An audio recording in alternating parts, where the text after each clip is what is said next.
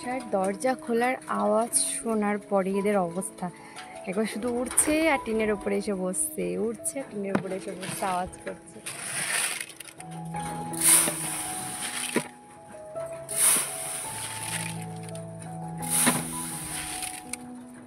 আয় আয় আয় আয় আয়, দেখো চড়ুই পাখি, চারটে চড়ুই পাখি দেখতে পাচ্ছি।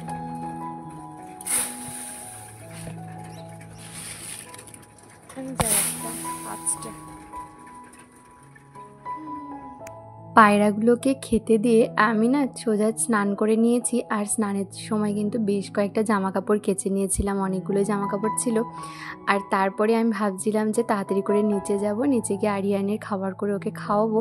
এর মধ্যেই আমার একটা ফোন আসে যে আমাকে একটু ব্যাংকে যেতে হবে। আমি আজকে আমার আর কি যাওয়ার কথা ছিল না, একটা দিদির যাওয়ার কথা ছিল। তো সেই দিদিটার ছোট্ট একটা পুচকো আছে, সেই জন্য পুচকুটা ঘুমোচ্ছিল না বলে দিদি যেতে পারছিল না। তো যাই হোক বাধ্যতামূলক আমাকে আর কি যেতে হচ্ছে।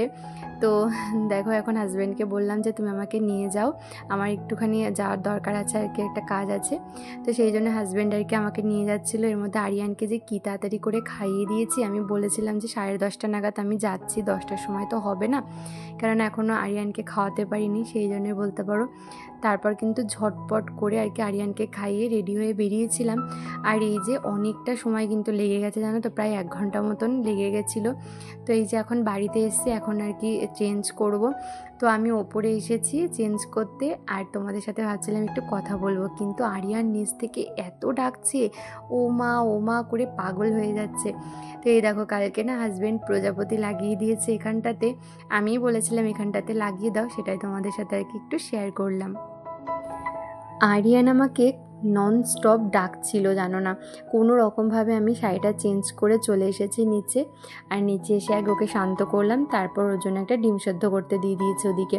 তো ওটা কিন্তু দেশি মুরগির ডিম জানো তো, আমাদের বাড়ির মুরগির ডিম। আমরা আর কি যে মুরগির আর কি এনেছিলাম না কিছুদিন আগে, তো বেশ কদিন পরেই কিন্তু ফার্স্ট কালকে ডিম পেড়েছে। তো এই যে আরিয়ানের জন্য আর কি সেদ্ধ করতে দিয়ে দিলাম। আর তার মধ্যে এই দেখো এদিকে এখন আমি চলে এসেছি সবজি কাটতে। তো মা এখন রান্না করবে, সকালবেলা ডাল করেছিল আর হচ্ছে ভাত করেছিল, ডাল ভাত হয়ে গেছে, পাঁপড় ভাজা আর দিয়ে সকালে আর কি খাওয়া হয়েছে। আর তার সাথে এই যে আজকে দুপুরে রান্না যা হবে আমি এখন সমস্ত সবজিগুলোই কেটে দেবো মাকে। আর এর মধ্যে আরিয়ানের ডিম সেদ্ধ হয়ে গেছিলো, আমি ডিম সেদ্ধটা আর কি ওকে খাইয়েও দিয়েছিলাম। তো খাইয়ে দিয়েছে আর কি, এর আগে মা আর কি উচ্ছে আলু ঝোল করবে, তো সেটা আর কি কেটে দিয়েছিলাম, কেটে দিয়ে তারপর আরিয়ানকে ডিমটা খাইয়ে দিয়েছি। আর এর মধ্যে এখন এই যে একে একে সমস্ত সবজিগুলোই মাকে কেটে দেব। আজ ছিল সোমবার, আর আজকে আমাদের নিরামিষ, সেই জন্য আজকে প্রত্যেকটা আইটেমই থাকবে নিরামিষ। তো আরিয়ানকে আজকে আজকের দিনটা ওকে নিরামিষ খাওয়াই না, যা রান্না হয় আর কি, মুগ ডাল রান্না হয়েছে, তো মুগ ডাল দিয়েই খাবে। তবে ওকে একটা ডিম দিই, ডিম মাছ যাই হোক না কেন ওকে আজকে দিই। শুধু শনিবার দিন ওকে কিন্তু মাছ মাংস ডিম কিছুই দিই না, একদমই নিরামিষ খাওয়াই ওকে। তো যাই হোক, আর আজকে আমাদের জন্য নিরামিষই হচ্ছে। সকালবেলার টাইমটাতে কোথাও বেরোনো সত্যিই ভীষণ আর কি দুষ্কর আমার জন্য হয়ে যায়, কেননা আরিয়ানের এমনিতেই শরীরটা ভালো না, আমাকে কালকেই বলেছিল ব্যাংকে যাওয়ার কথা। তবে আমি বলেছিলাম যে আরিয়ানের শরীরটা ভালো না, তো আমি এই মাসে যেতে পারবো না, সামনের মাসে যাব। তো যাই হোক ওই দিদি বলেছিল ঠিক আছে তাহলে আমি যাবো ওখানে। এবার ওনারই যে একটা ছোট্ট পুচকো আছে, এই জন্যই আমাকে ঠিক 9:30 নাগাদ ফোন করেছে, বলছে 10টা নাগাদ আর কি যেতে। এবার আমি তো আরিয়ানকে তখন আর কি খাওয়ানো হয়নি সকালবেলা। আমি তো জানতাম না, যদি জানতাম যে আমাকে বেরোতে হবে তাহলে কিন্তু আমি সকাল সকাল উঠেই সমস্তটা করে নিতাম, আরিয়ানের খাওয়ার ব্যবস্থা, খাওয়ানো দাওয়ানো সব কিছুই হয়ে যেত। এবার আমি জানি না, আর যেহেতু আমি স্নান করতে ঢুকেছি, আমি শ্যাম্পু করেছি, অনেকগুলো জামা কাপড় ধুয়েছি, এই জন্যই সকালবেলা যদি স্নান না করি না তাহলে কিন্তু আমার স্নান করতে করতে অনেকটা দেরি হয়ে যায় এদিকের কাজকর্ম করতে করতে আর কি। তো যাই হোক ওই জন্য আমি চেষ্টা করি সকালবেলাতে একবারে স্নান করে নিচে নামার, স্নান করে তারপর একটু হনুমান চালিসা পাঠ করে তারপর আর কি নিচে নামি, না হলে সারাদিনে সত্যি আমার হয় না। তো সেই জন্যই বলতে পারো আমি একবারে স্নান করে নেমেছি বলে আমার অনেকটাই দেরি হয়ে গেছিলো। তো যাই হোক হঠাৎ করে বেরোতে হলো, এসে তো প্রচুর কাজ, মা একা কত দিক সামলাবে, আরিয়ানকে সামলানো, তারপর সকালে সবার খাওয়ার ব্যবস্থা করা। তো এর মধ্যে রন্টি টুবলুকেই খাওয়াতে মা ভুলে গেছিলো। আমি তারপর 11:30টার সময় মাকে বলছি, মা রন্টি টুবলু খেয়েছে? মার মানে তখনই আর কি মামাবাড়ি থেকে ফোন করেছিল একটা দরকারে। তো মা ফোনে কথা বলতে বলতে না মায়ের আর খেয়াল ছিল না। আজকে রন্টি টুবলু সত্যিই খুব কষ্ট হয়েছে। আমি মানে যখনই মা বলেছে যে না খাওয়াইনি, আমার মনে না কেমন একটা খটকা হচ্ছিল যে ওরা হয়তো খায়নি। তারপর মাকে জিজ্ঞাসা করলাম, তখন আর কি মা বললাম, আমি বলছি তুমি আগে থেকে বলবে না, মায়েরও তো খেয়াল নেই, মায়ের খেয়াল থাকলে তো মা আমাকে বলতোই। তো যাই হোক তারপর সাথে সাথে ওদের খাবারটা করে আমি খাইয়ে দিয়েছিলাম। তো এই আর কি মানে সকালবেলা সত্যিই বেরোনোটা ভীষণই আর কি প্রবলেম হয়ে যায়। তো এই যে এক এক করে কিন্তু এখন সমস্ত সবজিগুলোই কাটছি। ওদিকে তো উচ্ছে আলু আগেই কেটে দিয়েছিলাম। তো এর মধ্যে ঝিঙাটা কেটে নিয়েছি, আজকে ঝিঙা আলু পোস্ত হবে, ঝিঙা দিয়ে আলু দিয়ে আর কি পোস্ত করা হবে। তো ছোটো ছোটো করে কেটে নিয়েছি, মা ছিল মাকে জিজ্ঞাসা করে কেটেছি। আর এদিকে দেখো এখন গাটি কচু কাটছিলাম। তো গাটি কচুগুলো এত বড় বড় না, তো মাকে জিজ্ঞাসা করছিলাম যে এত বড় করব নাকি এরকম 4 টুকরো করবো। মা বললো না না ছোটো ছোটোই কর। তো মা আর কি ওখানে বাসন ধুচ্ছিলো, তাই মাকে জিজ্ঞাসা করলাম যে দেখো কাটা হয়ে গেছে। আর গাটি কচু না এত ভালো, আজকে দেখেই আমি বলছিলাম যে আজকের গাটি কচুগুলো খেতে কিন্তু ভীষণ ভালো লাগবে, সাদা সাদা দেখছি আর সত্যিই ভীষণ ভালো লাগছিলো খেতে, একদম মানে পুরো একদম মোমের মতন গলে গেছিলো। তো যাই হোক এদিকে আমার কিন্তু গাটি কচুর জন্য দেখো আলু কাটা হয়ে গেছে। আর এখন মশলার জন্য আদা তারপর কাঁচা লঙ্কা যা যা লাগে সেই সমস্তটাই ধুয়ে আর কি মাকে সমস্তটা গুছিয়ে দেবো।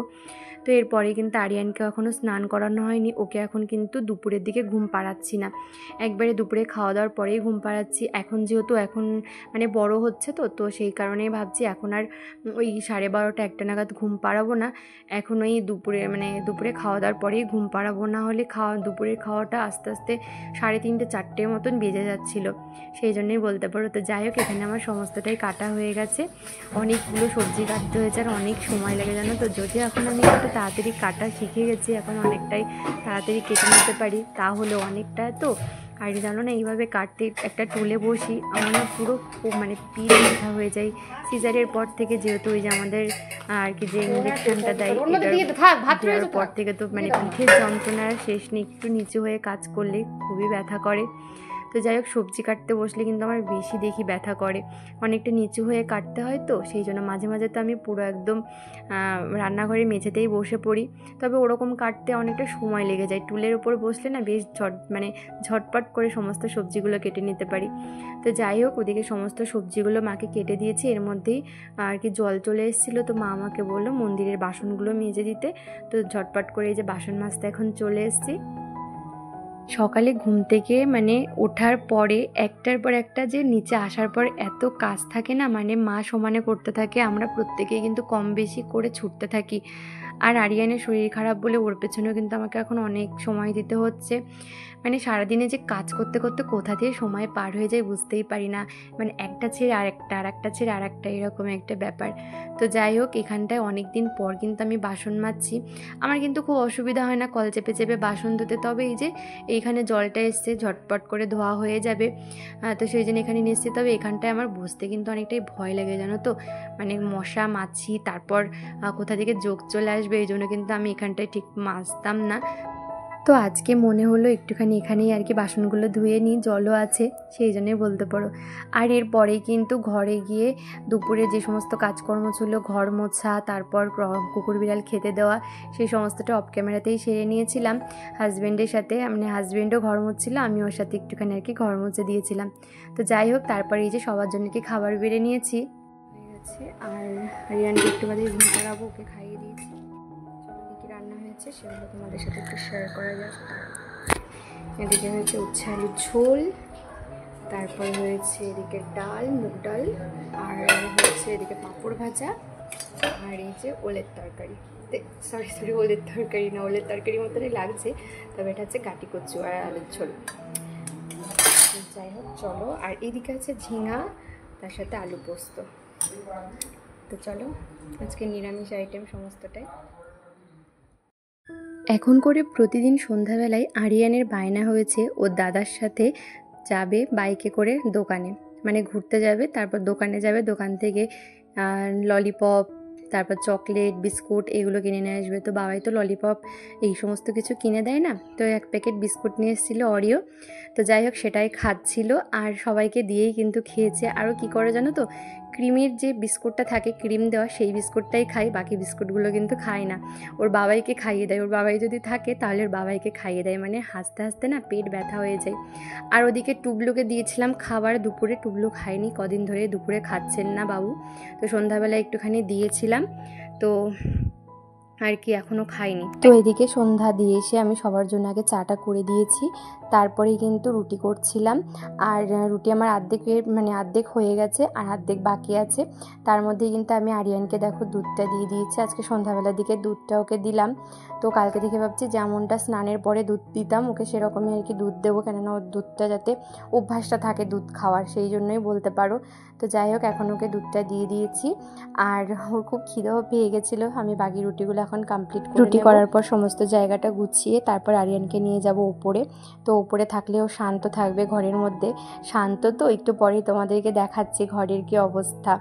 তো এই যে দেখো আবার তোমাদের সাথে রাত্রেবেলাতে দেখা হচ্ছে। এখনই মোটামুটি 10টা 10 মতন বাজে।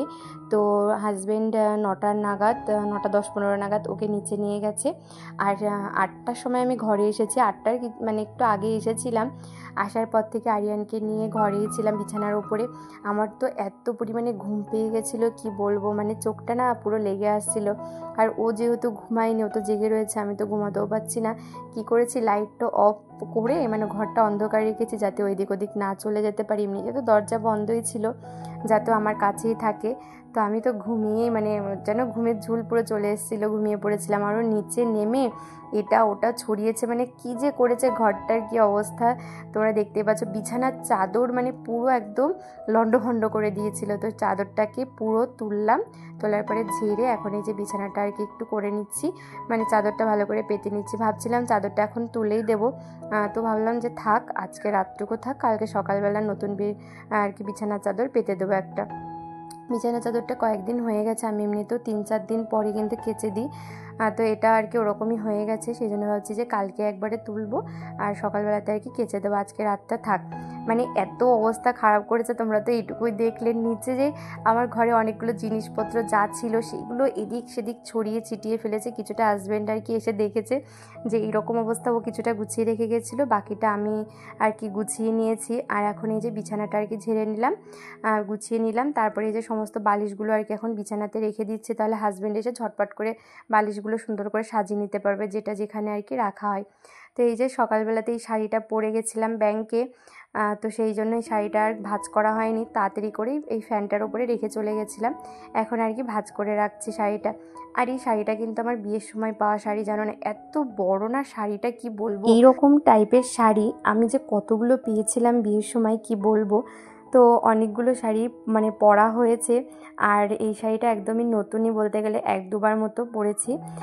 তো আরও অনেক শাড়ি রয়েছে এরকম আর কি, মানে সবসময় তো কোথাও যাওয়ার সময় শাড়ি টাড়ি সেরকম একটা পরা হয় না, মানে এই সমস্ত শাড়ি আর কি। তবে ওই এদিক সেদিক গেলে মাঝে মাঝে আমি পরি, কিংবা বাড়িতে টুকিটাকি সময়ও পরি এই ধরনের শাড়ি। তো যাই হোক এটাও গুছিয়ে নিলাম, এখন নিচে যাব, নিচে গিয়ে আরিয়ানকে খাওয়াবো, তারপর হচ্ছে খেয়ে দিয়ে আবার ঘরে আসবো। তো আরিয়ানকে নিয়ে তো ঘরে আসবো, আসার পরে তো আর কি ঘরের মধ্যে আবার লন্ডভন্ড করবে, সেই জন্য যতটা যা পাচ্ছি গুছিয়ে রাখছি। এই যে চার্জারটা ঠিক করে রাখলাম, ফোনটা সন্ধ্যাবেলার দিকে চার্জ দিয়েছিলাম।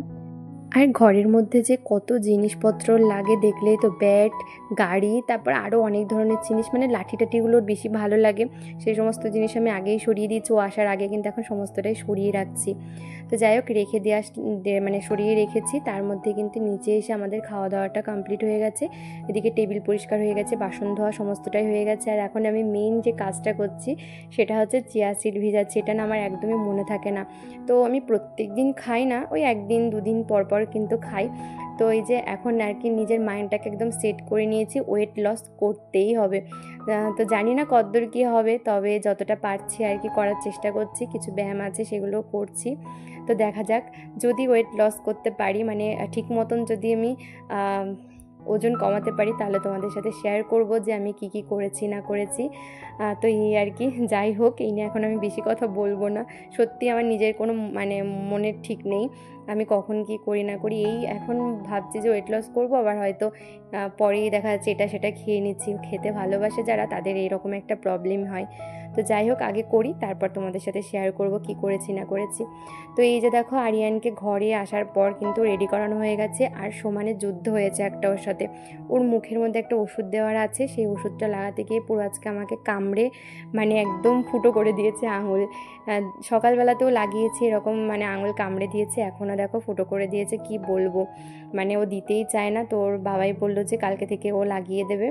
তো দেখা যাক, মানে এত যন্ত্রণা করছিল না, কি বলবো, বিভৎস জোরে কিন্তু কামড়ে দিয়েছে। তো যাই হোক, ওকে পুরো রেডি করে দিয়েছি, তাই আর কি একটু ফোনটা দিয়ে ভুলিয়েছি বলতে পারো। তো আমার হাতে তো ভীষণই যন্ত্রণা করছিল, মানে এরকম করলে হয় বলো, ওষুধ লাগাতে না দিলে। যেটা ওর হয়েছে মুখের মধ্যেও তো হয়েছে ওর গোটাগুলো, সেই জন্য আর কি ডাক্তার ওই ওষুধটা দিয়েছে। তো যাই হোক, কষ্ট মষ্টে কিন্তু আর কি লাগাতে হচ্ছে।